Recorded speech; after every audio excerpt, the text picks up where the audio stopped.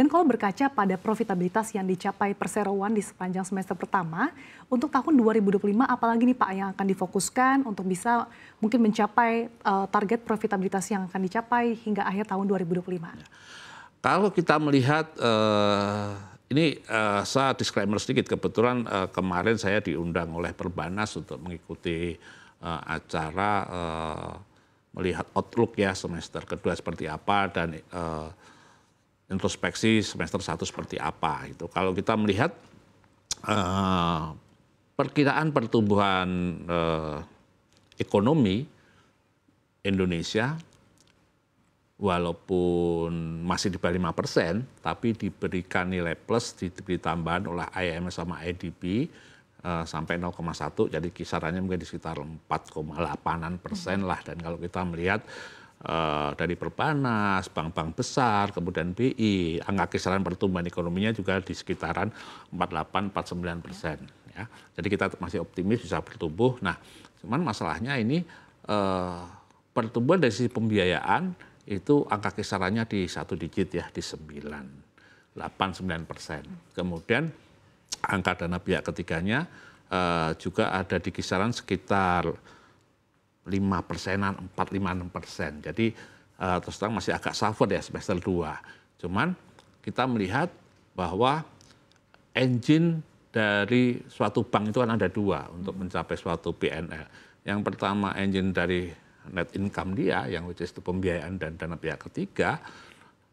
Yang pertama, yang kedua adalah engine dari fee-based income. Dan kita melihat bahwa room fee-based income ini masih sangat besar, terutama bagi kami Bank Al-Aidin Syariah yang baru berusia 4-5 tahun ini, gitu ya. Nah, karena itu semester 2 ini kita akan coba fokus untuk menggenjot kembali fee-based income kami, sehingga bottom line PNL kami bisa kita pertahankan di semester 2 ini.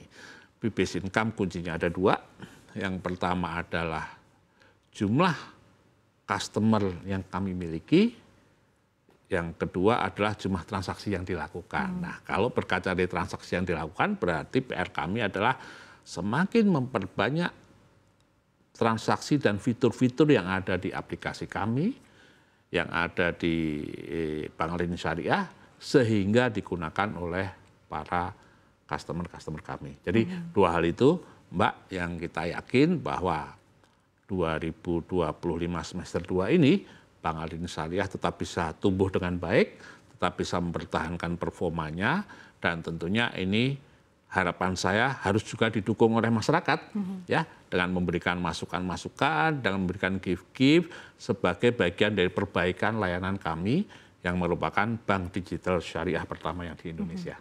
Oke, Pak Koko, tadi Anda katakan meskipun memang pertumbuhan ekonomi tidak sampai 5% perkiraannya, tapi kan ada optimisme di sana, Pak. Pendekatan apa sih, Pak, yang akan dilakukan Bank Al-Aidin Syariah di tengah kondisi saat ini? Yang pertama tentunya proses onboarding Grab customer akan kita lakukan dengan 2 cara, secara digital dan cara yang hybrid non-digital. Dengan langsung maupun tidak langsung misalkan kita memanfaatkan ekosistem yang ada. Kemudian yang kedua tadi sudah saya singgung sedikit, memperbanyak kita punya fitur dan layanan sehingga transaksi kita makin meningkat. Sebagai informasi, transaksi di Bank Al-Aidin Syariah saat ini tiap bulan hampir sekitar 8 juta, 8 juta transaksi. Nah, kita berharap mungkin angkanya bisa mendekati 10 juta, sehingga tadi yang menggunakan makin banyak, kemudian ujung-ujungnya adalah fee-based income, return revenue yang didapatkan Bank Al-Aidin Syariah juga makin meningkat. Dan untuk bisa memperluas basis nasabah ini, apa yang dilakukan Pak oleh Bank Al-Aidin Syariah?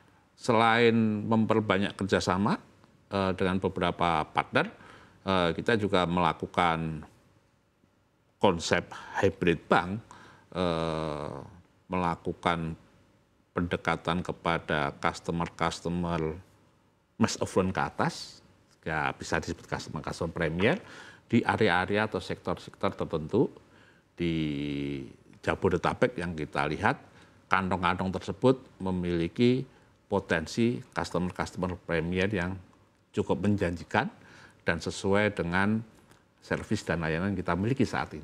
Ini yang akan kita lakukan dan telah kita lakukan.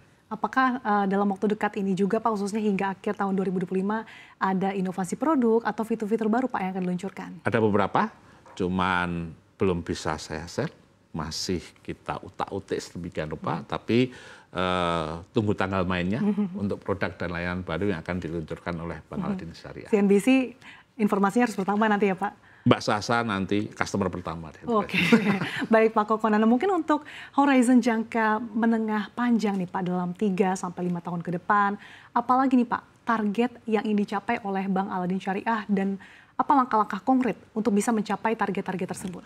Dalam jangka panjang tentunya kita melihat sustainability dari growth yang ada harus kita pertahankan.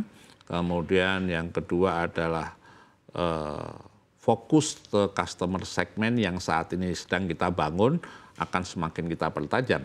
Jadi kalau saat ini kita fokus ke retail, mass, lower ke bawah, ini kan cekungnya banyak nih. Nah, kita akan perdalam cocoknya yang mana sampai kita memiliki komposisi customer yang ideal di ceruk tersebut. Ini yang akan kita lakukan ke depan sampai 2-3 tahun ke depan. Dan sekarang kita lagi nyari model yang cocok dan yang paling efektif serta efisien untuk hal tersebut. Karena apa? Karena kita bank digital, jadi kita harus pas benar. Baik, kita harapkan dengan berbagai kolaborasi strategis dan juga inovasi berkelanjutan yang terus dilakukan oleh Bank Aladin Syariah bisa terus memperkuat positioning Bank Aladin Syariah sebagai pionir dari bank digital syariah di tanah air. Terima kasih sudah berbagi perspektif bersama kami di siang hari ini. Bapak Koko Rahmadi selaku Presiden Direktur PT Bank Aladin Syariah Tbk. Sehat selalu untuk Anda Pak Koko. Sehat selalu juga untuk Pak Sasa.